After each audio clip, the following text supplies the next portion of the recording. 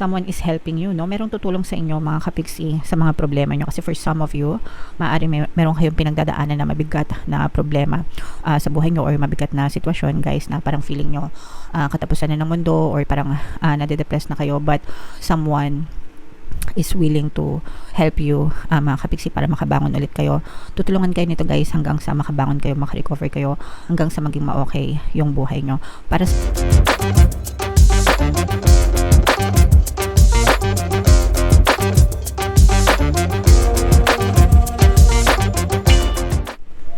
Hello guys, hello Pisces, welcome back to Pinoy Pixie Tarot. Ang pamagat ng episode natin for tonight is full moon kapalaran para ngayong March to April para sa Pisces, Sun, Moon, Rising Sign, and Venus. Yung full moon natin ngayong March, guys, ay sa March 14, tapos yung next na full moon naman natin ay sa April 13, mga kapixis. So ang reading na to ay para sa period na yan. And ang pamagat ng ating full moon, guys, ay wolf moon. Isa din itong blood moon, mga kapixi, kasi ito ay lunar eclipse, no? So, yeah, maka-experience tayo ng lunar eclipse ngayong full moon. And kaya blood moon siya kasi mapula. Mapula dahil sa lunar eclipse, mga kapiksi. So, unahin natin itong mensahe na to, guys. Ito yung ating moon message for you, Pisces. Show the world the real you. Okay? So, ipakita mo sa buong mundo kung ano yung kaya mo. Actually, guys, para sa akin, no, in all honesty, hindi mo naman kailangan ipakita sa ibang tao or sa lahat ng tao kung ano yung kaya mong gawin for you. Ang importante is maipakita mo sa sarili mo, no? Mapatunayan mo sa sarili mo kung ano yung kaya mo, kung ano yung pwede mong gawin or pwede mong marating sa buhay mo. Kasi in your physical reality, people, they don't matter. Ang importante sa reality mo is ikaw, no? Ikaw yung pinaka-importante, ikaw yung leading man, ikaw yung leading lady, ikaw yung big star sa buhay mo, mga kapigsi.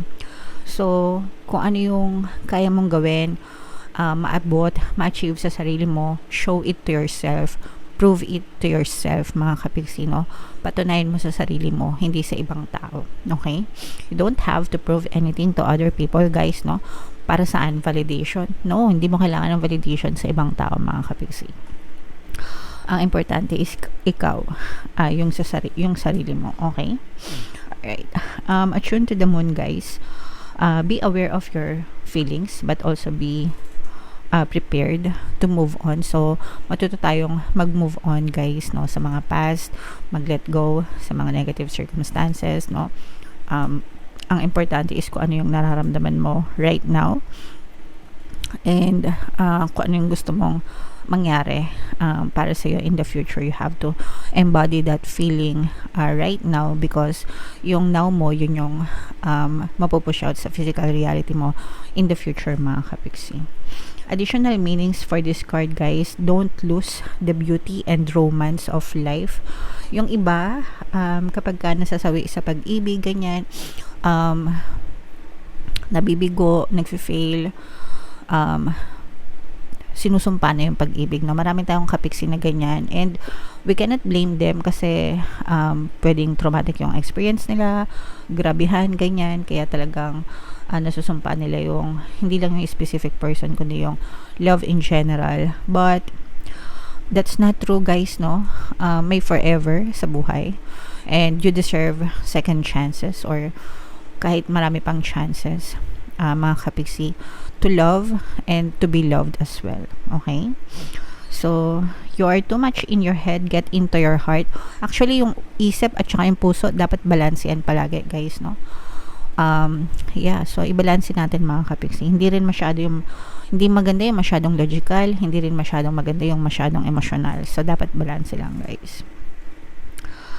A friend needs you, be there for them. So, kung meron kayong mga kaibigan, mga kapiksi, no, na nangangailangan ng tulong, be there for them the same way na gusto nyo na nandyan din sila kapag kayo naman yung may kailangan ng tulong.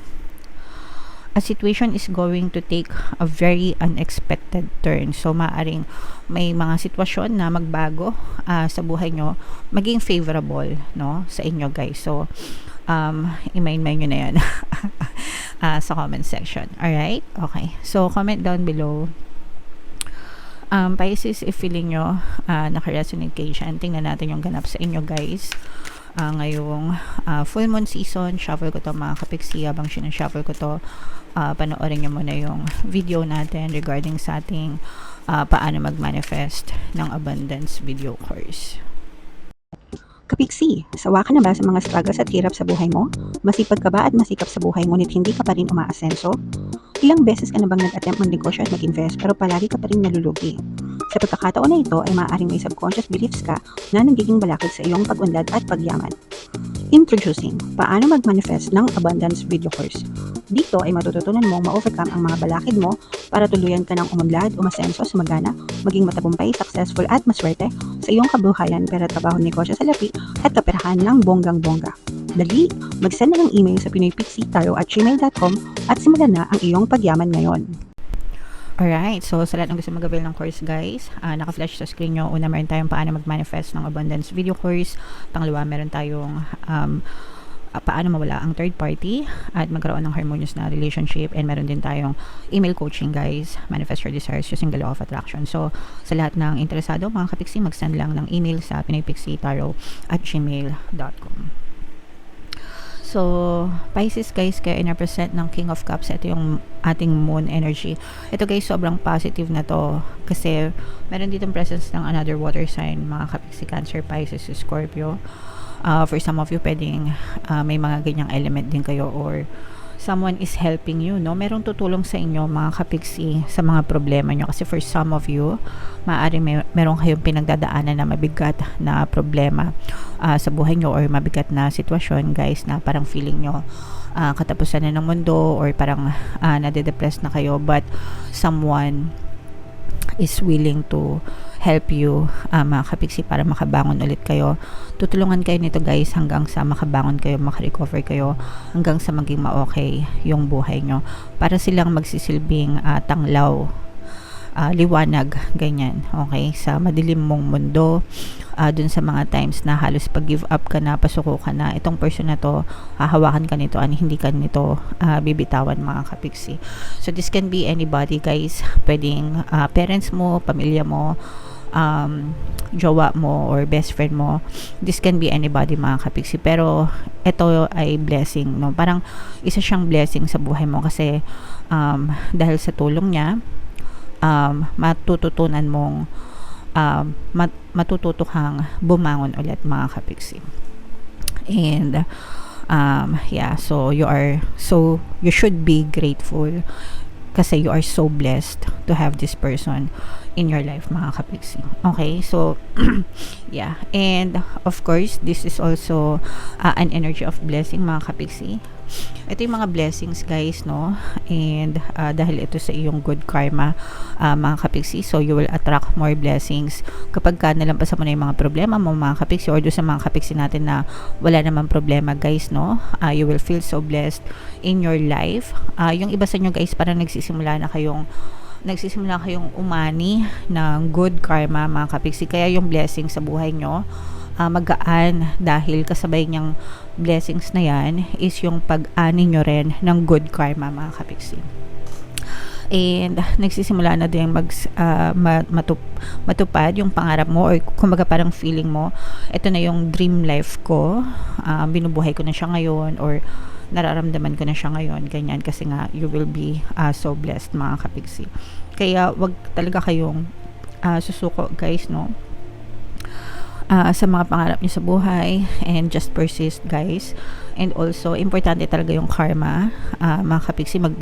Kung wala kayong ma-deposit na pera sa bangko, at least mag-deposit kayo ng kawang gawa sa karma bank nyo kasi kayo din talaga yung mag-aani dyan guys in the future, okay? And for some of you guys, meron kayong parang pinag-iisipan na or pinag-aaralan na desisyon, parang mas magliliwanag actually, magkakaroon kayo ng gabay kasi for some of you, meron kayong pinagdidesisyonan pagdating sa pera. Pwedeng trabaho ito or pwedeng negosyo mga kapiksi, or investment, ganyan, pero mas magiging klaro yung isip nyo ngayong season na to, and you will make the best choice na kailangan para sa topic or sa issue na to mga kapiksi. Okay?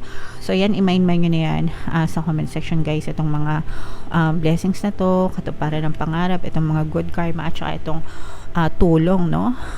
Support system, yung tutulong sa inyo. Ayan guys, talagang bunga no? Yung iba sa inyo talagang namumunga mga kapiksi, yung mga tinanim nyo guys, ng mga, kumbaga, yung sinabi ko nga, good karma, tapos yung mga tinanim nyo talaga ng mga pagsisikap nyo, lalo, kumbaga parang yung dating halaman, nagiging puno na siya, alam nyo yun, ibig sabihin lumalago na talaga yung mga tinanim nyo mga kapiksi, and sooner or later malapit na kayong mamitas ng mga bunga, no, nitong mga pinagsikapan nyo sa buhay, and mas lalo pang nagiging strong yung inyong kabuhayan guys. For some of you guys, no, sa mga LDR natin na mga kapiksi, nararamdaman, kung merong sa relationship, ito guys, kung LDR yung relationship nyo, nagiging strong yung relationship nyo, imbis na, kasi diba mostly kapag LDR nabibigo, no, or nagfe-fail yung relationship, pero kabaligtaran yung nangyayari sa inyo, mas lalong nagiging strong yung relationship nyo guys. Okay, so meron tayong subliminal for LDR guys, nandiyan yan sa sa YouTube channel natin, hanapin nyo lang sa playlist. Makakatulong yan para mas lalong maging strong yung relationship nyo. Okay, so i-mind nyo na yan guys, harmonious relationship, itong mga matatamis na bunga, malalagong bunga guys, no. Yung mga blessings, dreams coming true, dream life, yan, pagbangon, good karma, lahat yan mga kapiksi, i-mind nyo sa comment section. Deserve nyo lahat yan guys. So bunot lang tayo ng isa pa para sa inyong additional message. The moment, basta i-close up natin guys. The moment I realign with love, clear direction is presented to me. So love is a very positive energy mga kapiksi, or positive emotions, and kapag ka positive yung emotions na meron tayo sa puso natin, talaga nagliliwanag yung isip natin mga kapiksi, clear as the sky. Okay, so dapat panatilihin natin sa isip natin yung pagkakaroon ng, yung palagi tayo nakafocus guys sa magagandang emosyon, magagandang assumptions, positive assumptions mga kapiksi. Iwasan nyo yung nega guys, no, mga negative emotions. Isipin nyo na lang guys, pagka negative yung emotions nyo, yung ulap nyo ay yung langit nyo, parang ano siya, dark clouds. Alam nyo yung itsura ng langit kapag ka may pagtag-ulan, di ba, or may bagyo, or nagbabadyang malakas na ulan, di ba, madilim, yung ulap, nakakatakot, di ba? Pero kapag yung ganun yung representation kapag negative yung emotions nyo, so wala kayong masyadong makitang liwanag sa langit. Pero kapag you are full of positive emotions guys, always focusing on love and always focusing on being compassionate mga kapiksi, yung langit nyo parang ano siya, tag-araw, di ba? Summer, maliwanag, maaliwalas, maalwan.